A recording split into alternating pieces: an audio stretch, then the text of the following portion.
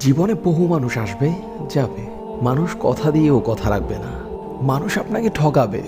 ঠকতে ঠকতে একসময় আপনি এমন হয়ে যাবেন যে আর কোনো কিছুই আপনার ভাল লাগবে না। যাকে আপনি আঁকড়ে ধরে বাঁচতে চেয়েছেন সেই আপনাকে পর করে দিয়েছে। যখন যে যেভাবে পেরেছে সেই আপনার মনকে ক্ষতবিক্ষত করে ভেঙে দিয়েছে। আশপাশের মানুষগুলোকে কেমন যেন নীরব ঘাতক মনে হয়। সবাই যে যেভাবে পারছে সেভাবেই যেন আমায় আঘাত করছে। তাই নিজের মন খারাপের কথাগুলো এখন কাউকেই বলতে ইচ্ছে করে না। একাকিত্বের মাঝেই যেন এক অন্যরকম ভালো লাগা কাজ করে। কিন্তু সে একাকিত্বটাই যদি রবের সাথে হয় তাহলে কতই না সুন্দর হবে সে একাকিত্বের দিনগুলো। দুনিয়ার সবাই ছেড়ে গেলেও যিনি আপনাকে কখনোই পরিত্যাগ করেন না, বরং তিনি আপনাকে তার ভালোবাসার ছায়াতলে বারবারই আশ্রয় দেন। যিনি আপনার সকল মন খারাপের কারণ জানেন, একমাত্র তার কাছেই আপনি আপনার সকল দুঃখ কষ্টের কথা বলুন।